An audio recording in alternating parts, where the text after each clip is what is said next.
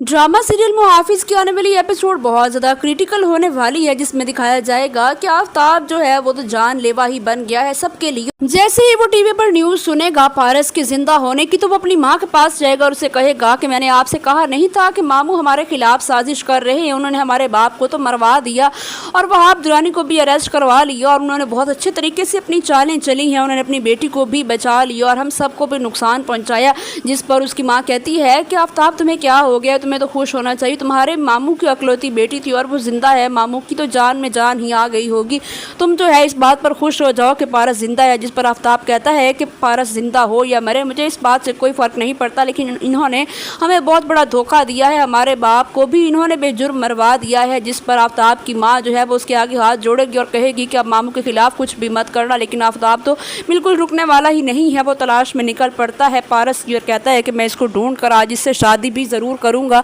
जिस वजह से इन्होंने मुझसे छुपाया है और हम सबसे छुपाया है, इनको तो मैं सजा देकर ही रहूँगा। पारस के ऐन मौका के वक्त पर उसके ज़िंदा होने की खबर पूरे इलाके में फैल चुकी है, जिसकी वजह से पारस की जान को एक दफ़ा फिर से ख़तरा आ चुका है। बेसात जो है वो बहुत ज़्यादा परेशान हो जाएगा और सोचेगा कि आखिर ये किसकी हरकत हो सकती है। जवार बेसात से कहता है कि आप अभी शहर जाएँ और वहाँ जाकर प्रेस कॉन्फ्रेंस करें, वहाँ जाकर कहें कि मेरी बेटी की ये अगवा थी कि वो बम धमाके में मारी जा चुकी है, लेकिन मुझे भी वो सच लगा था और हमने तो उसका जो है ख़त्म वगैरह भी करवा दिया था, लेकिन मुझे नहीं पता था कि मेरी बेटी ज़िंदा है। तो अब मैं शुक्र अदा करता हूँ कि मेरी बेटी जो है वो जिंदा है और मैं उसको सही सलामत जो है वो गुंडों के चुंगल से बाजियाब करवा कर लेकर आया हूँ। ये सब कहने के बाद लोग आपकी बात का यकीन कर लेंगे और इस तरह से जो नदीम की डेथ हुई है उसका भी कोई भी आपको जिम्मेवार नहीं ठहराएगा और वहाब दुरानी भी जो है वो अरेस्ट ही रहेगा, वो भी बाहर नहीं आ सकेगा। बेजाद जैसे ये मशवरा सुनता है तो वो सोचता है कि मुझे इसी वक्त यहाँ से जाना चाहिए। वो पारस को लेकर जैसे ही वहाँ से निकलने लगेगा तो जवार कहता है कि मैं भी आपके साथ आऊँगा, मुझे आपके साथ इस टाइम होना चाहिए, आपको बहुत ज़्यादा इस टाइम मुश्किलात पेश आ सकती हैं। जिस पर बेजाद उसे कहता है कि तुम्हारा निकाह है, तुम अपने निकाह के लिए ठहर जाओ, लेकिन जवार जो है वो निकाह के लिए नहीं ठहरेगा और वो जवार जो है वो बेजाद के साथ और उसकी बेटी को लेकर बाजियाब करवाने के लिए, उनको बाहिफाजत किसी अच्छे मकाम पर पहुँचाने के लिए जैसे ही वो यहाँ से निकलेंगे तो जो है हारून वो कहेगा कि मैंने भी आपके साथ ही आना है, इस मुश्किल वक्त में मैं आपका साथ नहीं छोड़ सकता। वो भी इनके साथ ही चल पड़े। रास्ते में जो आफताब है वो उनकी गाड़ी को रोक लेगा, उसके साथ बहुत ज़्यादा असला होगा और गुंडे होंगे और वो रास्ते में इन सबको रोक लेंगे। जैसे ही पारस देखती तो वो कहती है कि हमारी गाड़ी को किसने रोका है, ये हमारे सामने कौन है। तो उसका बाप कहता है कि हमारा सबसे बड़ा दुश्मन जो इस सिचुएशन का सबसे ज़्यादा फ़ायदा उठा सकता है। वो जैसे ही ये सब देखेंगे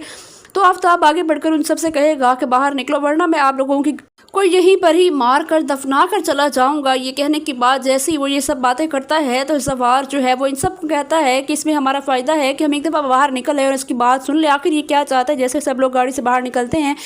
तो आफताब आगे बढ़कर पारस का हाथ पकड़ लेता है और उसको खींचते हुए अपने साथ लेकर जाता है, जिस पर सब लोग बहुत ज़्यादा परेशान हो जाते हैं। इजाद आगे बढ़कर जो है वो उसको कहता है आफताब को मेरी बेटी का हाथ छोड़ दो, जिस पर आफताब कहता है कि ये मेरी मंगेतर और इससे मैं ही शादी करूंगा और आप इसकी शादी जवार से कैसे कर सकते हैं। वो देखता है कि जवार दुल्हा बना हुआ है तो ये इसकी शादी जवार के साथ ही करने वाले थे, लेकिन जवार तो बिल्कुल भी इसके लिए दुल्हा नहीं बना था, उसको इस बात का इल्म नहीं है। लेकिन आफताब बहुत ज़्यादा डर जाता है और वो सोचता है कि इसकी शादी जवार के साथ हो रही है तो सब कुछ प्रॉपर्टी भी इसी के नाम हो जाएगी। तो वो उसका हाथ पकड़ लेकर कहता है कि मैं इससे खुद निकाह करूंगा। जिस पर बेजाद उसे कहता है कि अगर ज़मीन भी फट जाए और मैं मर भी जाऊं और जो है क़यामत भी आ जाए फिर भी ऐसा बिल्कुल भी मुमकिन नहीं है कि मैं तुम्हारी साथ अपनी बेटी की शादी करवाऊंगा। तुम ये जागती आंखों से ख्वाब देखना छोड़ दो कि पारस तुम्हारी हो जाएगी। दूसरी तरफ जो रेशम है वो भी बहुत ज़्यादा जो है अपसेट हो चुकी है, उसने तो अपने पाँव पर कुल्हाड़ी खुद ही मार दी है, उसने जानबूझकर ये सब कुछ किया और ऐन मौके पर ही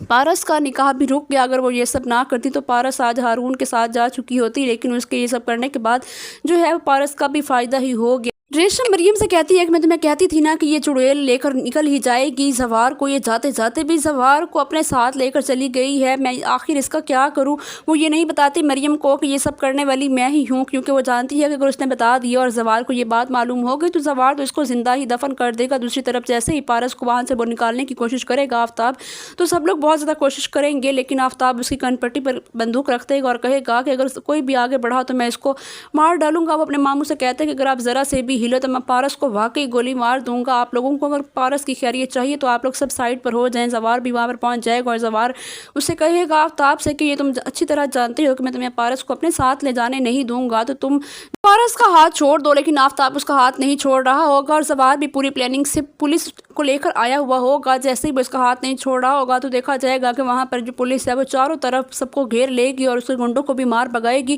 اور اس کو بھی اریسٹ کر لے گی، اس کے گنڈوں کو بھی سب کو جو ہے وہ جیل میں ڈال دے گی۔ تو ڈرامہ سیریل محافظ کی آنے والی ایپیسوڈ میں آپ کو یہ سب کچھ دکھایا جائے گا۔ اگر آپ کو ہمارے ڈرامہ ریویوز پسند آ رہے ہیں تو چینل کو لازمی سبسکرائب کر دیں۔